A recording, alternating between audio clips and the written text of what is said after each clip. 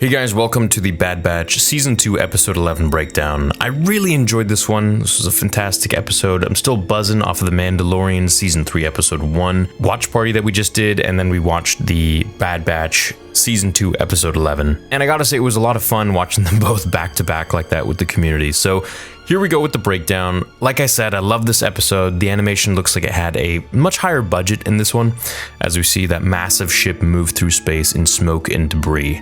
We see the interior of the ship. A clone commando is running frantically with a stun baton as he gets taken out by some unseen monster growling from above. Clone commandos were the elite of the elite, so for them to be wiped out and in fear takes for a very formidable opponent. We arrive on Mount Tantiss, and I've been waiting to see this place since the end of Season 1 of the Bad Batch.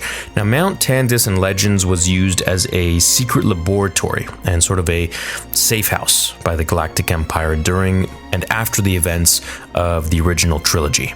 It was originally constructed by Sidious, who used it to store a vast array of powerful artifacts, including Sith holocrons, rare lightsabers, and various other dark side relics. But most importantly, he had many of his nefarious experiments done out here, hidden from the public. Dr. Hemlock, who is a new doctor that we just are introduced to, arrives, and I think he's like the original Dr. Pershing who looked after Baby Yoda in The Mandalorian, only now this guy is sort of looking after all of the cloning things that are happening on Mount Tantiss here with the Empire. I think he's probably the head doctor of cloning or experiments going forwards. Maybe we'll see him in The Mandalorian, maybe he's going to be too old by then, who knows.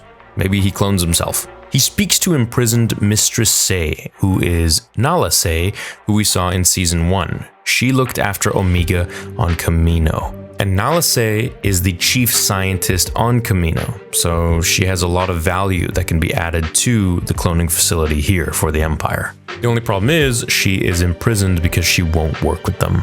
So he asks her if she wants to be part of the scientific achievements that are all taking place here. Now, I think that she's here to hopefully help them in any sort of aid and science that they may need help with, especially with their monsters and experiments. It's probably going to lead to Snoke and other creatures, so we'll see. Emery, who looks like a clone and speaks like Omega, tells Dr. Hemlock of the lost communication of Transport 904. This was, of course, the ship that we saw downed in space at the beginning of the episode. He orders a search party as he wants the asset contained. Now, of course, we're going to jump forwards a bit. The asset, as we know, is a cloned Zillo Beast that Palpatine had created, or rather cloned. And he had this cloned before he was the Emperor. He ordered this to be cloned during the Clone Wars. So the Doctor orders her to bring Prime Minister of Kamino, or former Prime Minister of Kamino, I should say, Lama Su to him, who is held as prisoner as well. We jump into the Marauder, and we see Sid again. She's got another job for the boys and Omega, and I'm honestly sick of Sid. I feel like the Bad Batch has done a great job of making her a really unlikable character. They scold her for leaving them stranded and not caring about them, so she gives them a job to get some cargo, and they do it for 50%. They don't sever ties with her, as Tech explains, which a lot of us during the watch party were like, why don't they just cut ties with her entirely? And it's because she knows a lot about them, and she could turn them into the Empire out of spite. They already don't trust her, so they're kind of stuck, and they just decide to take the job and make some money. So they go to the crashed ship, and that's the job. It's to go to the Transport 904, which we saw at the beginning, which is near a village on a planet now. As they enter, they find the electrostaff from the clone commando, and they realize something bad happened here, and whatever it was, wasn't human. So we get a super dark tone. It's like a horror scene vibe from this episode, and it's very fun to see. I love it. The interior of the ship has a full-on cloning lab in it. Omega doesn't recognize any of the equipment or electronics as if it were like the ones she was familiar with on Kamino, but she does recognize that these are Kaminoan. They finally come across the beast, and they try to shoot it when it runs away to charge up by eating electricity, and they notice that it's getting bigger and changing in shape and size. They eventually shoot an opening out of the ship, and the Zillo Beast escapes to the village, where Tech and Omega head back to the lab inside the ship to find out what the creature is. As Wrecker and Hunter head to the ship to try and stop the beast, it feeds on another electrical station where it grows massively and transforms into the Zillo Beast, just like we saw in Coruscant back in the Clone Wars. So the next minute of this video, and you can skip ahead about a minute or so, will briefly explain the Zillo Beast arc in case you don't know or you don't remember. So the Zillo Beast is a giant ancient creature that appears in the Clone Wars. It's very reptilian, it's very huge, it's like Godzilla basically, and it was believed to be extinct but accidentally was awakened by an explosion during a battle between the Republic and the Separatists. The Zillo Beast is incredibly powerful and pretty much invincible and invulnerable with very thick armored skin, which is invulnerable and impervious to blaster fire. So the Republic eventually managed to subdue the beast and bring it back to Coruscant for study. However, they soon realized that the Zillo Beast is actually very smart and much more intelligent than they actually believed. So Palps sees an opportunity here to use the Zillo Beast's impervious to blaster fire hide for his own purposes and orders its destruction. Now, about a week ago, I made a video that went over the fanfiction of what if Palpatine used the Zillo Beast's skin for clone trooper armor and how would this change Order 66. So go check that one out if you haven't seen it. It's fun and it's very short and to the point. So this leads to a confrontation between the Beast and the Jedi, who are conflicted about, how this is ethical at all to killing such a unique creature such as the Zillo Beast. In the end, the Beast is killed by a toxic gas that's released, where we find out now that Palpatine actually had it cloned to use its hide and do some other experiments on it later on. So this cloned Zillo Beast is now fully grown and impossible for the Bad Batch to stop, which is when the Empire shows up out of hyperspace in super star destroyers, super cool scene, as gunships with cloned commandos in them fly out, taking out the Zillo Beast clone as they scoop him up. Now these look like LAAT gunships, but they're actually not.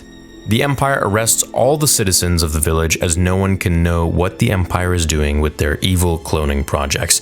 So you guys remember Andor, and the Empire wants to keep everyone quiet if something gets leaked, like the assembly line that they had going on, which Andor was part of. And if nothing leaks, then they want to keep a facade like they're up to nothing nefarious or questionable. It's all politics, and Palpatine is the head of everything. So if one person sees something they're not supposed to see, that person's going to tell someone, and then the whole Empire is exposed, and Palpatine just can't have that. So he can't take that risk, he just arrests everyone. The Bad Batch get out of there, and they blast off into hyperspace as we see clone commandos harness the Zillo Beast clone in a tube of water. The crew discover that Palpatine had ordered the clone of the Zillo Beast back when he was just Chancellor and not the Emperor today. Tech deduces that the Empire didn't destroy Tipoca City on Kamino to destroy the cloning facilities, but merely to control them without anyone being the wiser. Hunter tells Tech to send this intel to Rex and Echo, so it's cool we're going to see our boys once again. Dr. Hemlock speaks with former Prime Minister Lama Su as he complains that Nala Se, his chief scientist that we saw at the beginning of the episode, is not cooperating. So Lama Su gives up information on how to command Nala Se to doing what he wants, which is working as the scientist for all the Empire's nefarious cloning experiments. And Lama Su tells him to capture Omega, who is the key to controlling Nala Se. Because remember, Nala Se had a very soft spot for Omega and really, was going to give her life for Omega. So now the Empire is going to focus on finding the Bad Batch as a major priority, because if they can get Omega, then they can get Nala Se to do what they want, which means their cloning experiments will be done to the best possible ability that they can for the Emperor. Now, who are they cloning? What are they cloning? They could be cloning the Zillo Beast. They could be cloning other things. Maybe a Jedi. Maybe they're cloning Anakin Skywalker, or they're cloning Darth Maul or Count Dooku, or maybe they're cloning Palpatine in a younger form, or they're going right to the sequel trilogy and cloning Snoke. Or, on a very strange theory, maybe they're trying to clone Grogu already at this point. Now, I don't think that's the case, as we know Grogu had a bit of a darker past that he doesn't remember, and I think that part may be where he wasn't actually in the hands of the Emperor just yet, or the cloning facility just yet, because there is a 25-year gap between the events of the Bad Batch and the Mandalorian. So, well, actually maybe more than that if there's a 2-year gap between season 1 and season 2, which we just found out today from Jon Favreau. Yes, that's right. Grogu was training with Luke for 2 years, supposedly. Anyways, I thought this episode was really cool. It showed that the Emperor was still cloning different things, not just clones to make, troops out of. But he's really pushing the envelope and experimenting with different creatures for different projects. The Zillo Beast for its hide, maybe to make a very impervious piece of armor for himself, for his clones, for his stormtroopers. And he's probably cloning other things too, like maybe force sensitives or whatever it might be. Perhaps something to transfer his essence into. I thought this episode was really fun. I hope you guys enjoyed it as well. Big shout out to everyone at the watch party last night. I had a fantastic time. Can't wait to do it again next week. Hope you all have a great rest of your day, and I will see you all on the tweeters at RealSWTheory, as well as on Instagram at Star Wars Theory. Until the next episode, remember, my fellow Jedi and Sith friends, the Force will be with you always.